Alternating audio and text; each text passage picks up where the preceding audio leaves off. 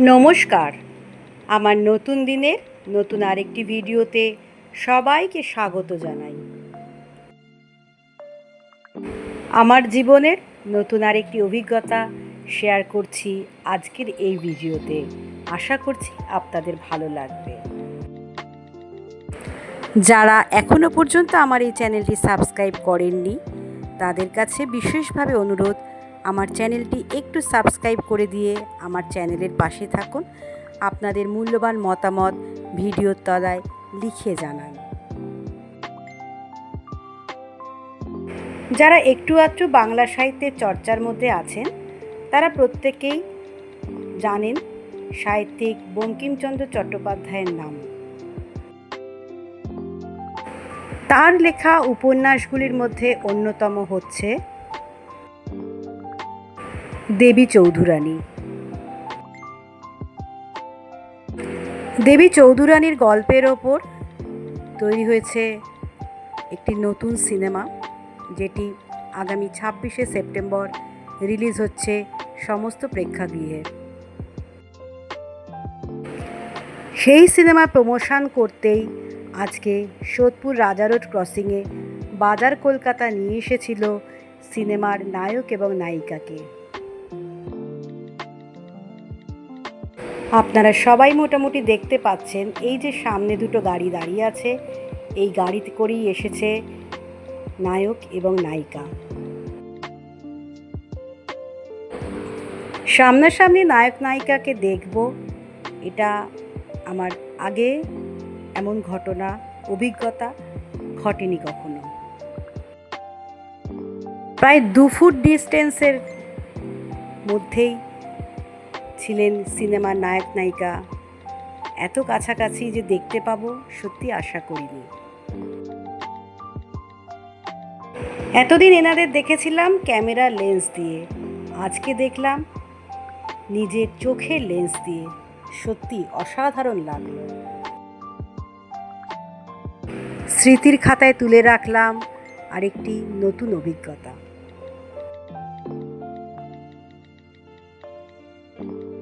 নায়ক নায়িকাকে দেখার জন্য সামনাসামনি এখানে প্রচুর ভিড় হয়েছিল, সেই ভিড়ের মধ্যে আমিও ছিলাম। ভিড় যত বেশি হবে নায়িকাদের ইমেজ তত বেশি থাকবে। গাড়ি এসে থামার বেশ কিছুক্ষণ পরেই গাড়ি থেকে নামলেন নায়ক নায়িকা, কারণ তারাও এই জনসমাগমটা খুবই পছন্দ করে। আজকে এই জনসমাগমটা আছে বলেই তাদের রমরমা। গাড়ি থেকে নামানোর আগে সিকিউরিটি দাদাদের বিভিন্ন রকম প্রস্তুতি নিতে হয়, যাতে জনগণ তাদের একদম কাছাকাছি না এসে পড়ে, কারণ নিরাপত্তার তো একটা ব্যাপার থাকে।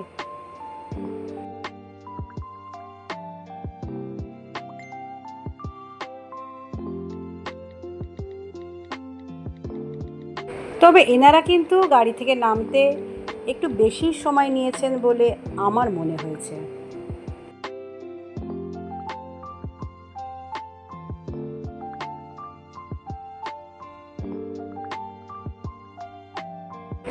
বাইরে দাঁড়িয়ে আমার মনে হচ্ছিল গাড়ি থেকে নামার আগে তারা নিজেদেরকে আরেকটু বেশি পরিপাটি করে নিচ্ছিলেন, কারণ এনারা যখন প্রমোশনে বেরোন তখন তো একটা জায়গায় যাবার জন্য বেরোন না, একাধিক জায়গায় যাবার জন্য বেরোন। তাই জার্নির একটা ধকল তো থেকেই থাকে, সেটা তো চোখে মুখে ছাপ ফেলেই দেয়। তবে অনেকক্ষণ তো হলো, আর যেন ধৈর্যের বাঁধ রাখা যাচ্ছে না। কখন যে তেনারা নামবেন বুঝতেই পারছি না।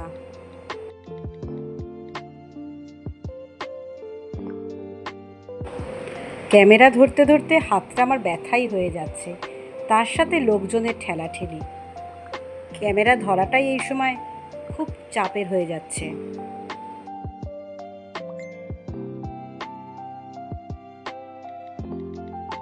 ক্যামেরাম্যান রেডি, সাংবাদিক রেডি, আমাদের মতন মোবাইলধারীরাও রেডি, কিন্তু নায়ক নায়িকা এখনও গাড়ি থেকে নামতে পারছেন না।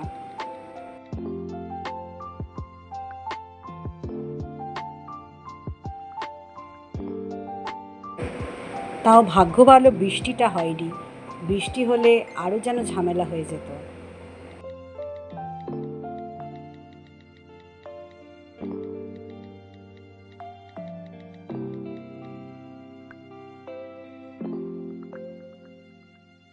উফ বাবা, আর পারছি না। আমার সামনে এত লোক দাঁড়িয়ে পড়লে আমি ছবি তুলব কি করে? আমার একদম সামনে চলে এসেছেন শ্রাবন্তী এবং প্রসেনজিৎ, এই সিনেমার নায়ক নায়িকা।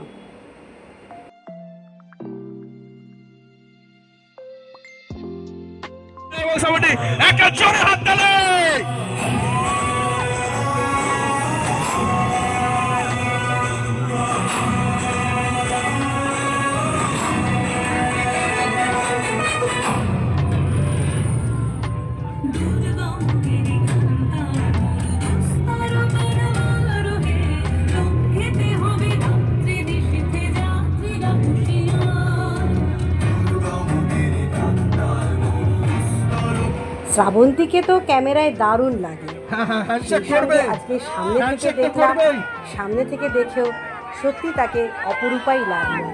আর প্রসেনজিতের কথা বলাই যায় না, এত বয়স হয়েছে কিন্তু চেহারায় কোথাও সেই বয়সের কোনো ছাপ যেন মনে হচ্ছে একটা তরুণ যুবক দাঁড়িয়ে আছে একদম আমার দুপুরের মধ্যে।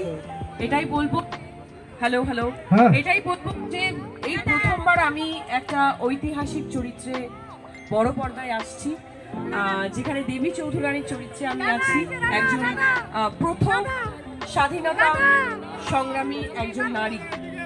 এই চরিত্রটা সত্যি আমার কাছে ভীষণ স্পেশাল। এর জন্য আমরা সবাই, আমাদের দেবী চৌধুরানী পুরো টিম প্রচুর পরিশ্রম করেছে। তো এবার টাইম আপনাদের ভালোবাসা ফিরিয়ে দেওয়ার। আমরা আমাদের কাজ করে ফেলেছি। 26শে সেপ্টেম্বর আবারও বলবো রিলিজ হচ্ছে। পরিবারের সবাই মিলে যাবেন আর আমাদেরকে আশীর্বাদ করবেন। অনেক অনেক ধন্যবাদ। Thank you. এবারে একটু মুম্বাইয়ের কাছ থেকে কিন্তু শুনতে তো হবে, একবার জোরে হাত তালি উনি কিছু বলার আগে।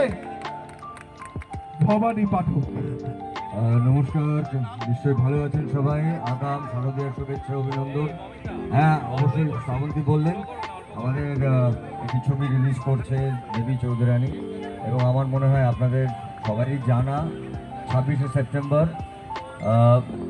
বহু বছর পরে বাংলা ছবিতে একটা বাংলা সিনেমা নিয়ে আমরা আসছি, কারণ এই উপন্যাস লিখেছিলেন আপনারা নিশ্চয়ই জানেন বঙ্কিমচন্দ্র চট্টোপাধ্যায়, তার একটি উপন্যাস, এবং যেখানে দেবী চৌধুরানীর ভূমিকায় আছেন শ্রাবন্তী, এবং একটি ঐতিহাসিক চরিত্র যেটা ভবানী পাঠক আমি অভিনয় করেছি। আমি এইটুকু বিশ্বাস নিয়ে বলতে পারি যে আপনারা যারাই হলে আসবেন এই ছবিটা দেখতে, 17শো শতাব্দীর একটি গল্প, একটি উপন্যাস, এবং প্রত্যেকটা চরিত্র ঐতিহাসিক। আপনারা এখনই গুগল খুললে দেখতে পারবেন। আপনারা জানেন 2-3 দিন আগে আমাদের মাননীয় মুখ্যমন্ত্রী নর্থ বেঙ্গলের যে দেবী চৌধুরানীর মন্দিরটা আছে, সেই মন্দিরটাকে উনি আবার রিভ্যাম্প করার কথা বলেছেন, কারণ 250 বছর আগে নারী শক্তি, নারীর লড়াই এবং যে রেভলিউশন আমরা দেখেছি তার পথ চলা শুরু করেছিলেন এনারা প্রায় 250 বছর আগে। আজকে যে স্বাধীন ভারতবর্ষে আমরা বাস করছি, এই লড়াই তাদের লড়াই। আর আপনারা জানেন যে বাংলা ছবি যারা দেখেন তারা নিশ্চয়ই জানেন যে আমি লালন করেছি মনের মানুষে, আমি নেতাজি সুভাষচন্দ্র বোস করেছি, আমি অ্যান্টনি ফিরিঙ্গি করেছি।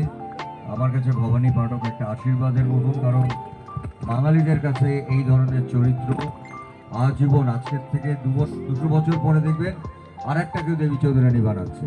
তো এরকম একটা ঐতিহাসিক ছবি আপনারা হলে গিয়ে দেখবেন। আমার দৃঢ় বিশ্বাস যে ছবি আপনাদের মন জয় করবে। এখন অবধি যারা আমাদের টিজার দেখেননি, ট্রেলার আর কিছুদিনের মধ্যে আসবে, টিজার যারা দেখেননি আবার একবার দেখবো আমরা, টাইপ করে আপনারা প্লিজ দেখুন। এবং আমি ধন্যবাদ জানাবো বাজার কলকাতাকে, ওরা সবসময় আমাদের সঙ্গে থাকেন, এবং আমাদের এত বড় একটা ক্যাম্পেনিং যেটা পুরো বাংলা জুড়ে আমরা করছি, তার সঙ্গে আছেন বাজার কলকাতা। তাদেরকে আন্তরিক ধন্যবাদ, শুভেচ্ছা, থ্যাংক ইউ। ভালো থাকবেন, পুজোটা খুব ভালো করে কাটাবেন। Thank you. Thank you so much. Thank you দাদা, থ্যাংক ইউ দিদি। আমরা একবার আমাদের টিজারটা দেখবো, কিন্তু তার আগে বাজার কলকাতার তরফ থেকে মিস্টার রাজেশ গুপ্তা আছেন, উনি আপনাদেরকে একটুখানি ফুল দিয়ে বরণ করে নেবে, তো প্লিজ ওনাকে আমি ডেকে নিচ্ছি। Thank you mister Rajesh Gupta from Bazar Kolkata. আমরা এতক্ষণ ধরে টিজারটা দেখছিলাম, কিন্তু আরেকবার এই দুজন মানুষ যখন পেয়েছি এত তাড়াতাড়ি মানে কেটে লাগে, একবার টিজারটা আরেকবার আমরা চালিয়ে নিই দুজনকে সঙ্গে নিয়ে, প্লিজ টিজার।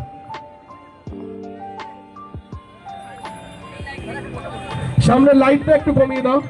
হ্যাঁ টিজার। মোদি ব্রিটিশ শাসকের অত্যাচার থেকে মাতৃভূমিকে রক্ষা করতে গড়ে ওঠা সন্ন্যাসী বিদ্রোহ। আমার আজকের এই ভিডিওটা আপনাদের কেমন লাগলো একটু লিখে জানাবেন। আবার আসছি নতুন দিনে নতুন আরেকটি ভিডিও নিয়ে। ততক্ষণ পর্যন্ত সবাই সাবধানে থাকবেন, নিরাপদে থাকবেন, আমার নতুন ভিডিওর অপেক্ষায় থাকবেন। টাটা।